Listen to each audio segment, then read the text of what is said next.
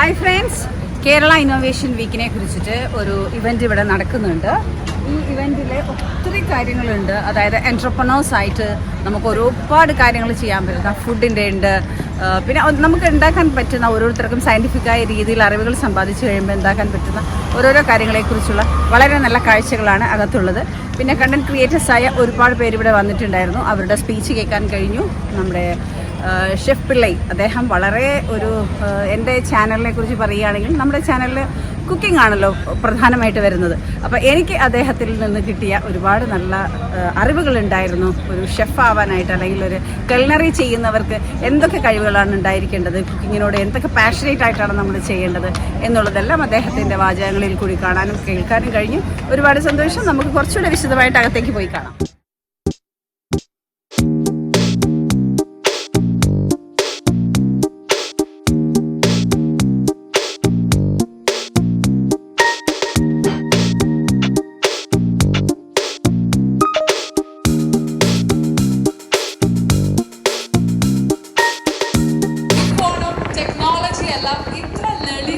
നമ്മൾ ചുമ്മാ ഫ്രണ്ട്സിൻ്റെ അടുത്ത് സംസാരിക്കുന്ന പോലെ അത്ര ഈസിയായി പുതിയ ടെക് ന്യൂസ് ഒക്കെ നമുക്ക് പ്രസന്റ് ചെയ്യുന്നതിൽ ഷസാമിനെ കഴിഞ്ഞ വേറെ ആളുള്ളൂ എന്ന് പറയാം.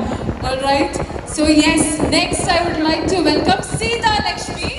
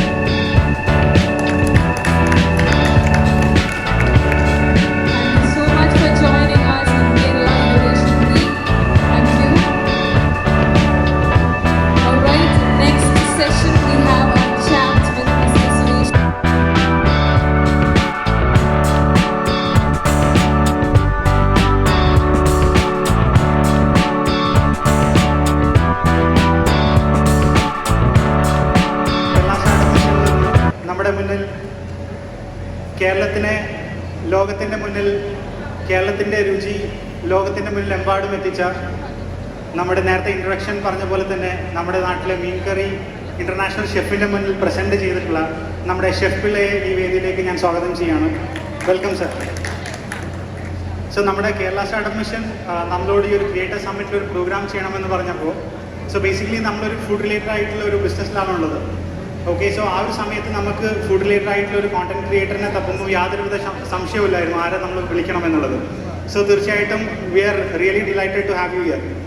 സോ ഈ ഒരു ഇൻട്രാക്റ്റീവ് സെഷനിൽ ഞാൻ ഉദ്ദേശിക്കുന്നത് എന്താണെന്ന് പറഞ്ഞാൽ ഷെഫിൻ്റെ ജീവിതം പല ഘട്ടത്തിലൂടെ കടന്നു പോയിട്ടുണ്ട്. ഇവിടെ നമ്മുടെ ഓഡിയൻസിനകത്ത് വാണ്ട് ടു ബി ഓണ്ടർപ്രണേഴ്സ് ഉണ്ട്, ഓൾറെഡി ഓണ്ടർപ്രണേഴ്സ് ഉണ്ട്, കോണ്ടന്റ് ക്രിയേറ്റേഴ്സ് ഉണ്ട്.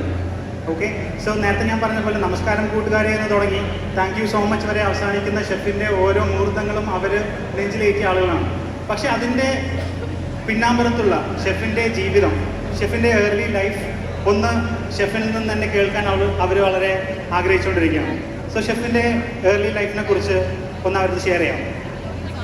Thank you so much. First of all ഇങ്ങനൊരു പ്രോഗ്രാമിന് ക്ഷണിച്ചത് നിങ്ങൾക്കായിട്ട് സംസാരിക്കാനുള്ളൊരു അവസരം കിട്ടിയത് തന്നെ വലിയ സന്തോഷമാണ്. പറഞ്ഞ പോലെ ഒരു ഹംബിൾ ബിഗിനിങ്ങിൽ നിന്നാണ് എൻ്റെ ഒരു തുടക്കം.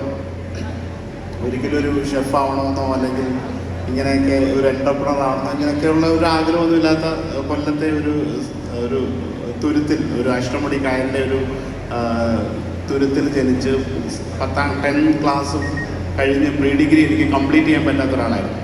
ആ ഒരു സമയത്തൊരു ജോലി വേണം അല്ലെങ്കിൽ ജോലി ചെയ്യാതെ പറ്റില്ല എന്നുള്ളൊരു ഘട്ടത്തിലാണ് ഈ ഒരു മേഖലയിലേക്ക് എത്തപ്പെടുകയും പിന്നീട് അതിൻ്റെ ഒരു ഓപ്പർച്യൂണിറ്റി മുന്നിൽ കണ്ടിട്ട് നമ്മളെടുത്ത കുറേ ഡിസിഷൻസ് എല്ലാം റൈറ്റ് സമയത്ത് റൈറ്റ് ഡിസിഷൻസ് വരുമ്പോൾ ഉണ്ടായ ഒരു റിസൾട്ട് ആണെന്നാണ് പിന്നീട് നമുക്ക് മനസ്സിലായത്. അപ്പോൾ അങ്ങനെ ഈ ഒരു മേഖലയിലേക്ക് എത്തും. ഒരു വെയിറ്ററായിട്ട് ഒരു ചെറിയ റെസ്റ്റോറൻറ്റിൽ തുടങ്ങി.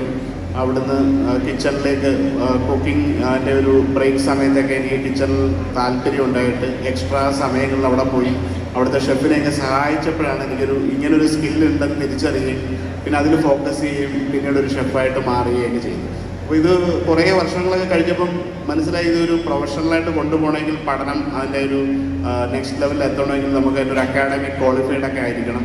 എന്നാൽ മാത്രമേ ഇതിന് ഒരു മുന്നോട്ടുള്ള യാത്രയ്ക്കൊക്കെ പറ്റുമെന്ന്. അപ്പോഴത്തേക്ക് ഒരുപാട് വൈകി, പഠനമൊന്നും നടന്നില്ല. അപ്പം അതുകൊണ്ടൊരു പ്രൊഫഷണൽ ഷെഫാവാൻ വേണ്ട എന്തൊക്കെ നേട്ടം പറ്റുമെന്നൊക്കെ ഒരു ഇതിൻ്റെ ജോലി ചെയ്തുകൊണ്ട് തന്നെ പ്രവൃത്തി പരിചയത്തിൽ കൂടി ഇങ്ങനെ പഠിച്ചാണ് ഒരു കുക്കിൽ നിന്നൊരു ഷെഫിലേക്ക് എത്താൻ പറ്റിയത്. അങ്ങനെ കൊല്ലത്തു നിന്ന് കോഴിക്കോട് നിന്ന് ബാംഗ്ലൂർ വരുന്നു.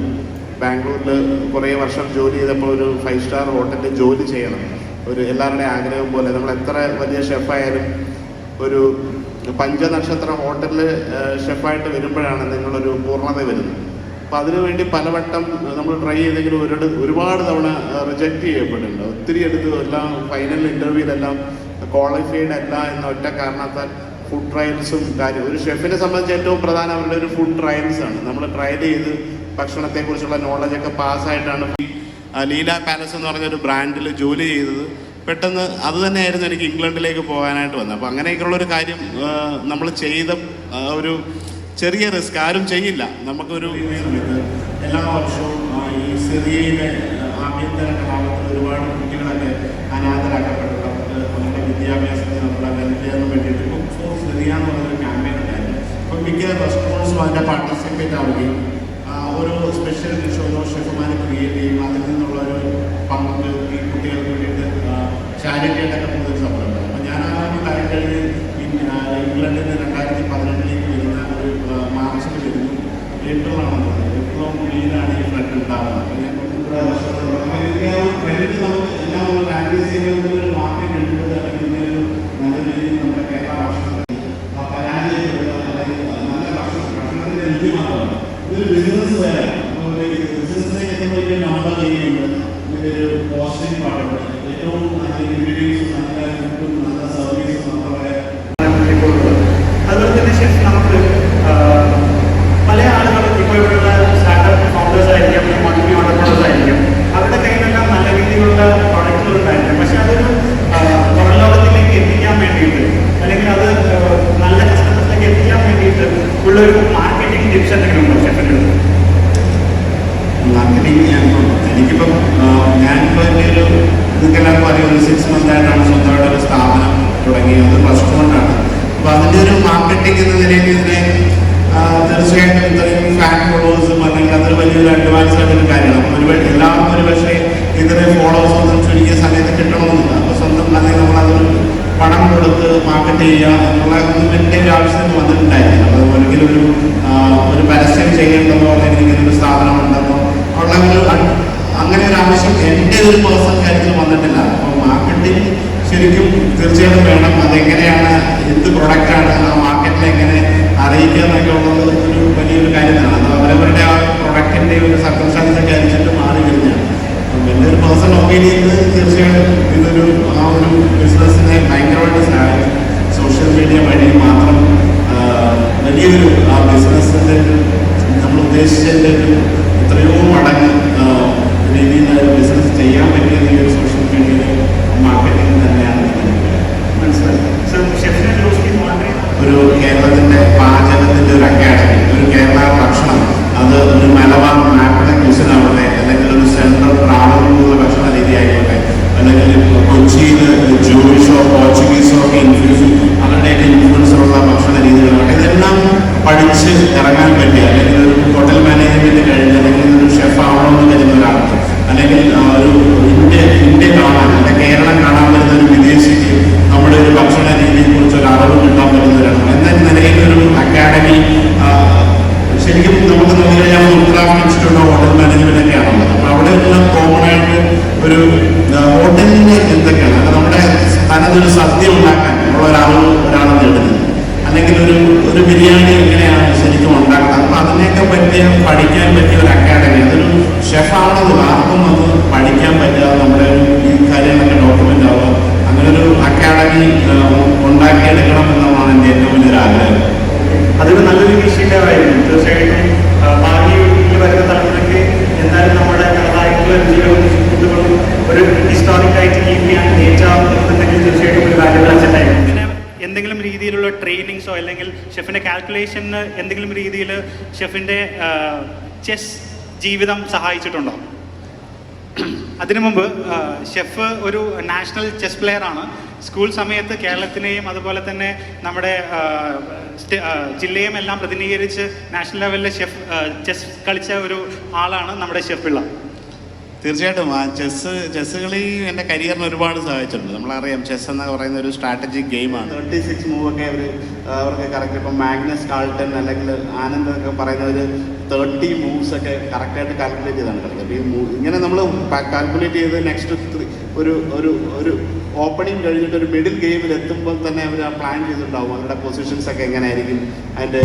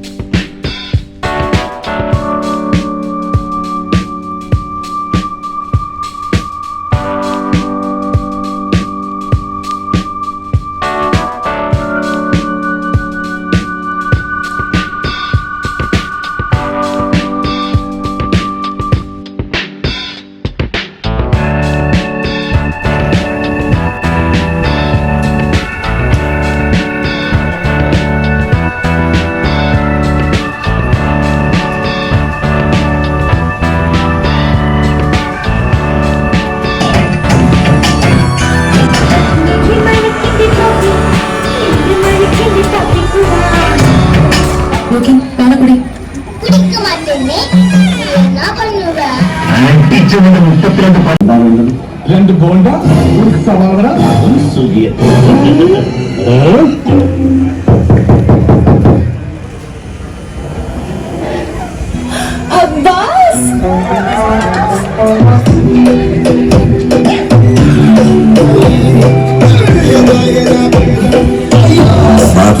പോരാ